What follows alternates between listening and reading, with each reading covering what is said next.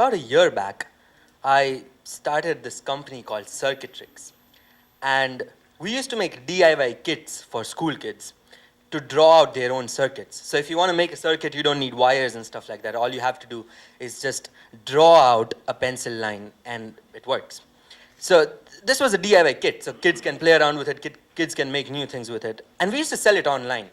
So every time someone ordered a kit, we had created 500 of those and they were at my house. And every time someone ordered a kit, I used to take one and ship it to them. Now one day, I get a call from this lady who works at Intel. And I pick up the call. She's like, hey Nirman, I heard about your product. It's really cool. We'd like to buy a bunch of those and give it out to schools in rural areas in different parts of the country. I'm like, wow, that sounds very exciting. How many do you want? She's like, how many can you give me? I'm like, I look at the corner of my room. I had 500 kids piled up. I was like, about 400, 450? I don't know. I mean, she's like, oh, no, Nirman. We're talking about 10,000 kids here. I'm like, okay, well, sure. It took me 10 days to make 500 kits. So I was like, when do you want it by? And she's like, you tell me. I'm like, well, about a month and a half. Like, because it takes me 10 days to make 500, 10,000 is just mind-blowing. She's like, no, Nirman. We're talking about 7 days here. I need it in a week. And I'm like, what? Like, this is literally me. Like, what?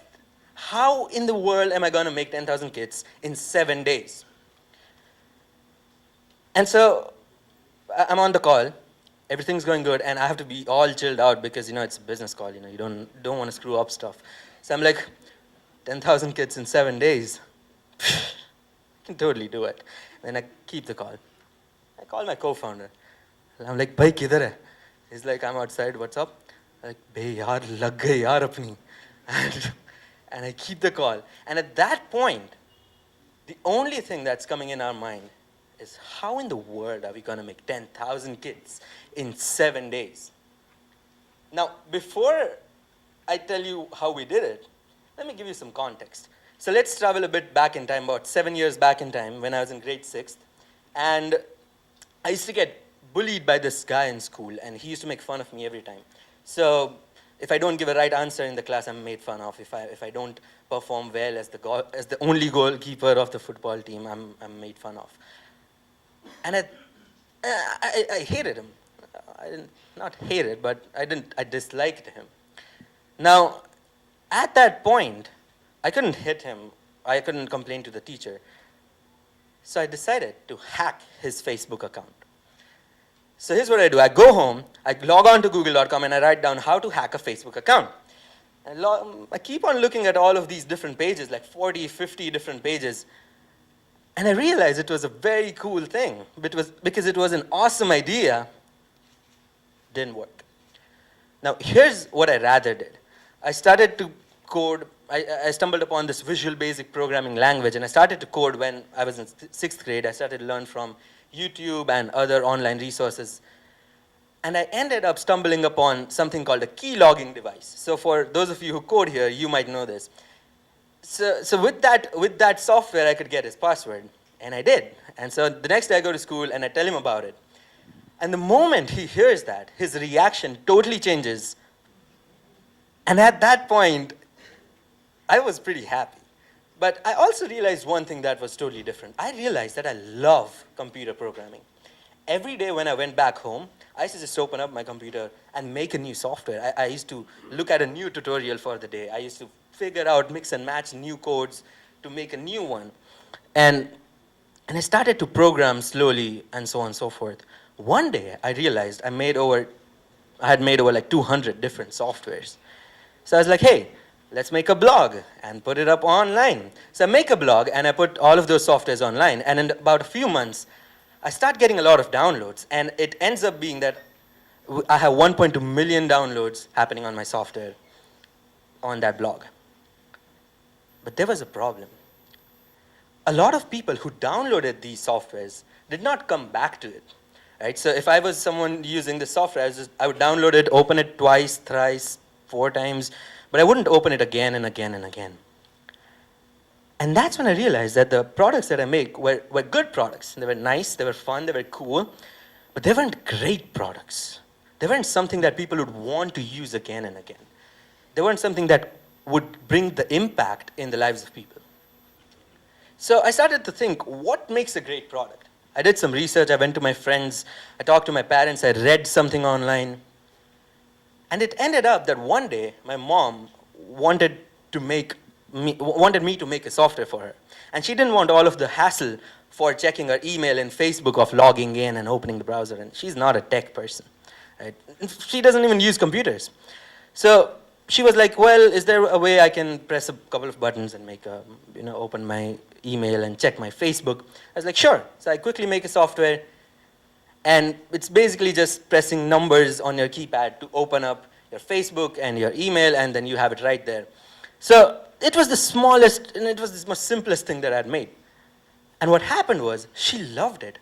She used it every day because she didn't really care about logging in and remembering all the password. Every time she wanted to put a password, she used to open her phone and look at the notes inside her phone and then put that in the password. So she now didn't have to do that. And that's when I discovered something really exciting. And what I discovered next totally changed my mind. I realized that good products solve problems. Great, nice, fun. But great products leverage the way people function. And what I mean by that is basically great products will allow you to do things that you wouldn't be able to do otherwise using any other things in the market.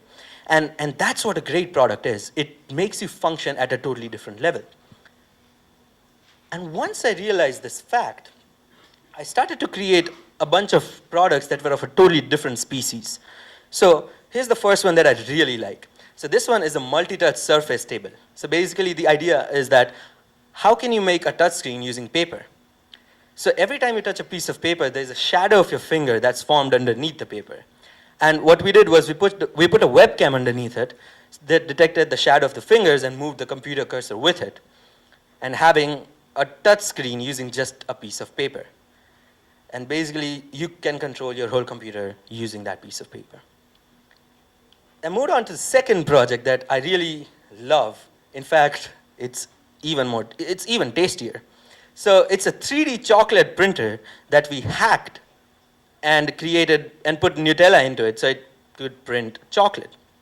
So basically the idea is that we put a syringe with Nutella in it, and every time it moves, instead of bringing plastic, it brings out chocolate, because who doesn't like chocolate? So that was what the 3D printer was. And after that, I started to move on to a bit more advanced computation level, where I started to learn more things about computer. And I ended up stumbling upon an idea for an artificial intelligence system, which now I also work with my professor at college. So the idea is that how can we use human evolution, basically Darwin's theory of evolution, you all might have heard about it. How can we use that, put it into a computer, and see what happens? So here's exactly what we did. We gave that theory to the computer, and we said that use this theory to create a piece of music for us, right? And so what the computer does is that it creates a random piece of music, and then it looks at the kind of music that we want, let's say electronic and soothing music.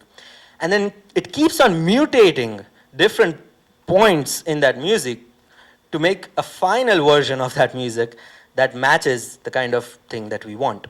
So here's an example of this AI system that made this music. So, I mean, it's a 5-second piece of music, although might not be that exciting, but we can make anything ranging from 3 seconds to 300 seconds. And that is pretty cool. So once we did that, this is a project that I truly love.